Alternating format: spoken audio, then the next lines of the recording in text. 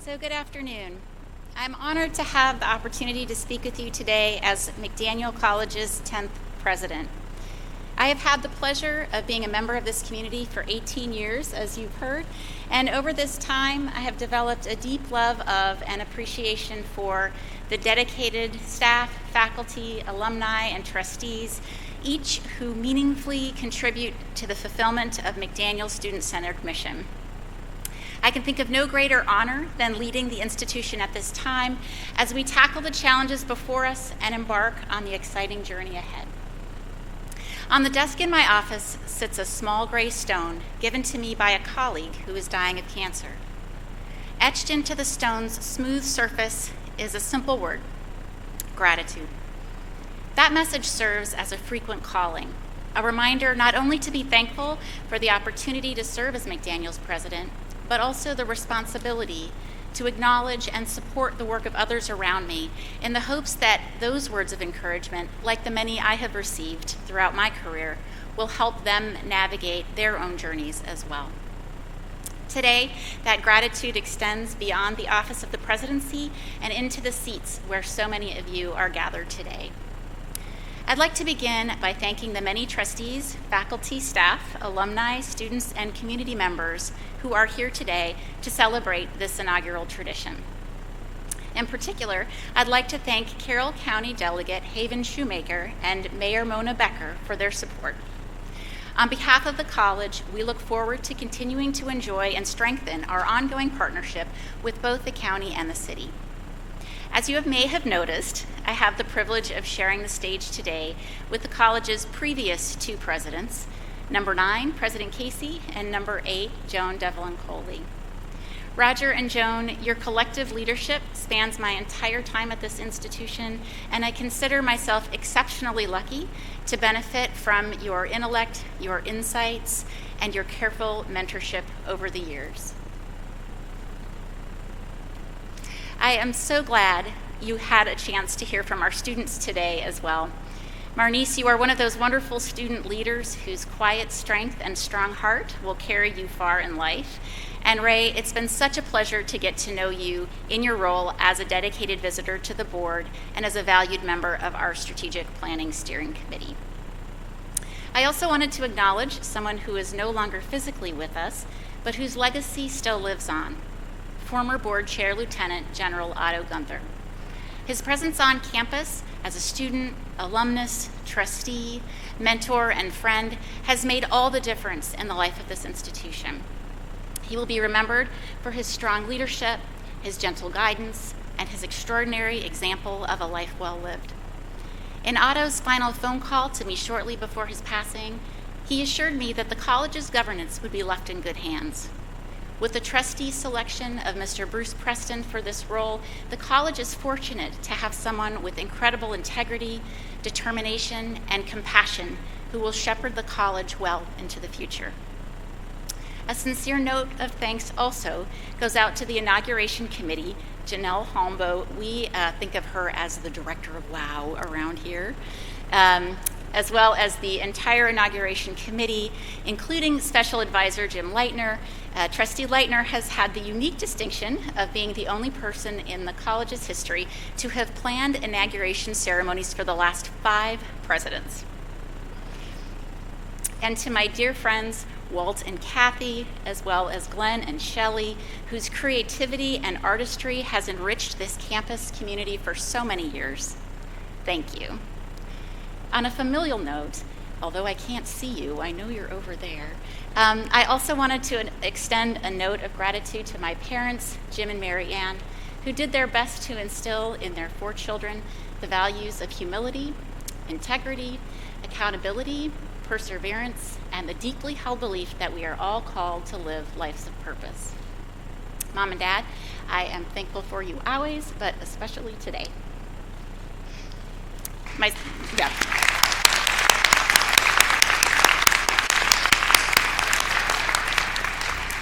My wonderful sister Andrea and her family Larry and Eli are also with us today, as well as my sister-in-law Kirsty, who traveled all the way from London. Thank you for being here.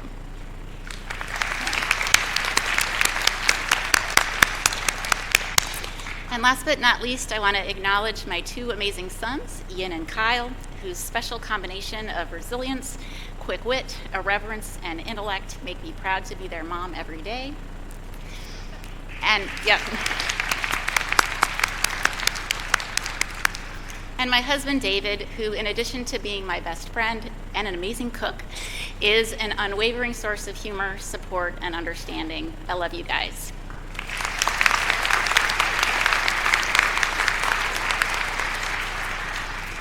Assuming a college presidency is indeed a family affair. So thankfully, when I was offered the position, Dave and the boys were open to leaving our home in Westminster and moving into the president's house. There was one small teenage condition, which involved my committing to exchanging the Victorian wallpaper in the upstairs rooms. Sorry about that. For something a bit more, modern. It was a deal. The wallpaper was soon steamed off to prepare the plaster walls underneath. Upon closer inspection, we were surprised to find on the otherwise bare walls 2 large signatures written several feet apart. The first, the signature of a tradesman, Bill Ott, who we surmised had hung the original wallpaper. Also included was the date of his birth, 1919. And then later, written in a script of a younger hand, this time, Randy John, age 15, July 11th, 1972.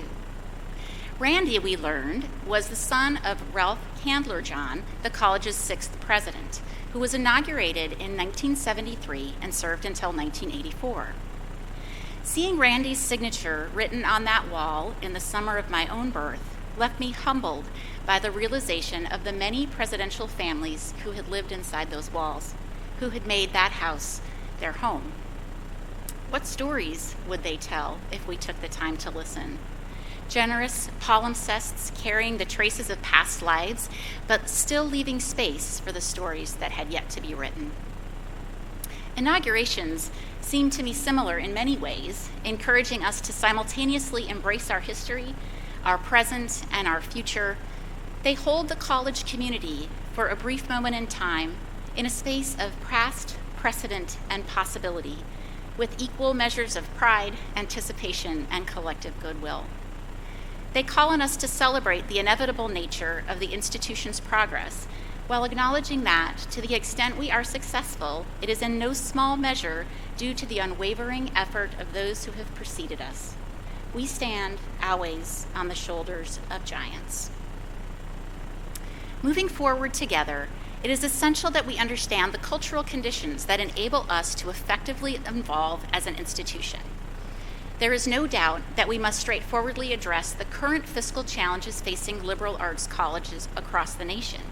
Challenges resulting from a confluence of forces, including changing demographics, increasing discount rates, rising instructional costs, new market pressures, and questions about the value versus the cost of liberal arts degrees. We must have the clarity and discernment needed to deftly navigate trends in higher education. We must engage in a disciplined, long-term planning process that includes increasing value in the marketplace, academic portfolio, diversification, creativity around marketing and brand, sophisticated leveraging plans, and additional non-tuition related revenue sources. But the single most important characteristic determining success in this complicated landscape is the extent to which college campuses can grow and nourish a culture of innovation. Since my time as a young faculty member, I have always both admired and embraced our community's ability to do just that. Innovation runs deep on the Hill. There can be no greater example over the past 2 years than the many ways this community literally reimagined and redesigned the student experience in the wake of a crippling pandemic. In the classrooms, in the laboratories, in the residence halls, on the athletic fields, and beyond.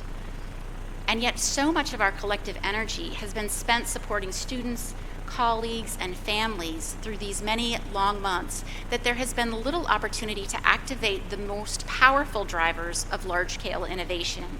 And by that, I mean what can be created through shared governance and decision-making. As the immediate pandemic pressures begin to fade, I am eager for members of this community to have the freedom once again to fully unleash their collective creativity and imagination. And there is good news here. Together, under the guidance of our Board of Trustees, our faculty and staff are envisioning the elements of the college's next strategic plan. And our faculty are embarking on an innovative redesign of our core curriculum. It is important, good work, and I can think of no more fertile ground. Although innovation often emerges as a direct response to disruption, the opposite can also be true. Because presidents have the privilege of working with and listening to faculty and staff within every division of the college, they have unique access to sightlines both across the division and beyond the institution. It is from this vantage that areas of institutional areas of institutional weaknesses can be identified, and it is in collaboratively addressing these weaknesses that we are best able to steel our institutions against future disruptions, or what Nassim Taleb calls black swan events. Quote, large-scale, unpredictable, and irregular events of massive consequence, unquote. These events, he says, are necessary for history, technology, knowledge, everything. The knowledge that such events are ultimately inevitable means that we must not be afraid to apply stresses to our systems to enable them not only to withstand such forces, but indeed to become stronger in the face of them. He terms this concept anti-fragility, which he says is, quote, beyond resilience or robustness. The resilient resists shocks and stays the same. The anti-fragile gets even better. Over the past decade at McDaniel, we have been strengthened by such disruptions, whether merging offices from different divisions to establish the Center for Experience and Opportunity, combining the divisions of academic and student life, consolidating graduate and undergraduate enrollment under a single umbrella, or engaging in the comprehensive academic program review process. In each case, the disruption of operations temporarily led to weakened systems, but each ultimately emerged stronger and more resilient on the other side. Wind, Taleb says, extinguishes a candle and energizes fire. Disruptive courage will continue to be needed in the months and years ahead, and I know we have what it takes to both survive and thrive within these new realities. McDaniel's vision over the next 5 years is to be recognized as an innovative liberal arts college focused on student achievement and professional success. That vision is deeply grounded in 3 core values: inclusivity, equity, and focus on the individual. As we move to brighter days, we must both acknowledge and address the academic, social, and emotional challenges students have endured over the past 2 years. Challenges that will, unfortunately, be with them and us for some time. This requires that we think more comprehensively about the ways we support students both inside and outside the classroom. Most colleges present students with an array of discrete services or opportunities through a variety of departments with little awareness or acknowledgement of how those opportunities collectively contribute to the whole. This means students may be thriving in one area, academically, socially, athletically, but maybe neglecting other aspects of their life. This can prevent them from achieving an overall feeling of balance and well-being, thereby diminishing their resilience. Alternatively, when we encourage students to view their development through a comprehensive lens of wellness, we encourage their growth across multiple dimensions: intellectual, occupational, social, emotional, spiritual, environmental, financial, and physical. From a staffing and programming perspective, this framing allows us to establish a cadence of programming designed to provide multiple support and encouragement across all student-facing departments. Our combined commitment to student success and achievement also commits us to redoubling our focus on the unique needs and potentials of each student. We will redefine the way we understand, design, and deliver services to enable every student to progress along their personal and professional path. We will cross-train advisors to provide guidance not only on academic issues, but also on all aspects of the student experience. We will simplify early academic planning and revise policies that create unintentional roadblocks to retention and graduation. We will provide better integration across all offices and programs and employ new technology solutions to proactively identify opportunities for all students to accelerate their achievement and enhance their sense of belonging.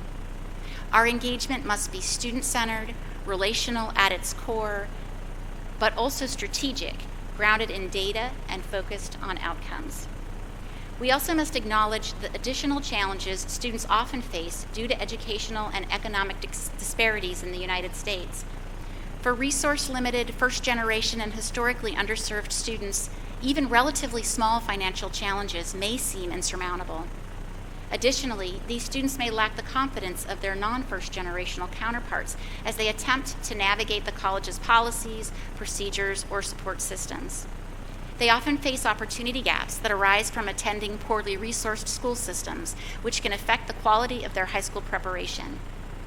Students with minoritized racial, ethnic, gender, and sexual orientation identities often face additional challenges. To address these challenges, we will view the college's signature McDaniel commitment and all of our campus programming through the lens of equity, to ensure we are culturally responsive and establish the proper conditions to accelerate achievement for all students. When we care for students in these ways, when we create the conditions for them to thrive, we fulfill our student-centered mission and strengthen the institution in the process. We will further commit to helping students harness the value of their liberal arts education as they prepare professionally throughout their 4 years of college. To achieve this, we will ensure that students understand and can express how their liberal arts education provides the critical thinking skills they will need to be successful in their future. We will expand our industry partnerships and alumni networks to illuminate more career pathways through externships, internships, and employment opportunities.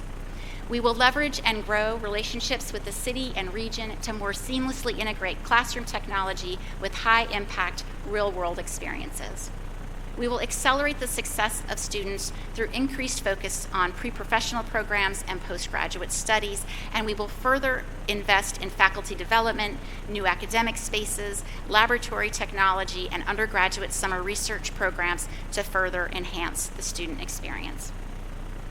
In support of our commitment to environmental sustainability, I am pleased to announce that we will soon embark on a state-supported capital renovation of McDaniel's environmental facilities, including investments at McDaniel's off-campus environmental center, the transformation of the Harvey Stone Pavilion into an outdoor living learning laboratory, and significant renovations to our campus greenhouse. On the graduate front, new academic programs will be key to our future financial success. We will grow graduate and professional studies through new program development in health and human services, business computer operations, and data science, and expand our 5-year bachelor's to master's program. We will also revise and reimagine programs in our education vertical that will be responsive to the changing regulatory landscape and school partner needs. Critically important to achieving our student-centered mission is focusing on the people who make that mission possible. I remain dedicated to doing all I can to make McDaniel a welcoming, equitable, and inclusive environment for faculty and staff. I'm proud to be a member of a community that both acknowledges and seeks to address structural inequities, a community that is committed to working towards justice and a true sense of belonging for all members of the McDaniel family. This dedication will entail seeking and being responsive to community feedback, increasing employee compensation, investing in more robust training and professional development for our faculty and staff, and continuing to build out a comprehensive strategy to increase diversity among those groups as well. This will include the design of a future career fellowship program directed at identifying career opportunities on campus for our own recent graduates. In closing, McDaniel is truly a place that changes lives. I know because it has changed mine. I didn't come to McDaniel expecting that I would someday move into administration, and I certainly never expected to receive the honor of becoming McDaniel's 10th president. And yet somehow the unexpected trajectory seems appropriate to the moment, an example of the wide lens opportunities that become available to those who have developed the habits of mind that lie at the heart of a liberal arts education. In closing, it is difficult to capture in a final few sentences the characteristics that I most value about this college. We possess academic excellence, quality and caring faculty and staff, conscientious students, a focus on access and affordability, a demonstrated commitment to diversity, equity, and inclusion, a culture of support for innovative and entrepreneurial thinking, stalwart board leadership, and of course, the feeling of goodwill that has always been present when, as members of this community, we tackle our challenges together in a spirit of openness, humor, and grace. These are the characteristics I will continue to value and support and seek to embody as the 10th president of McDaniel College. Thank you.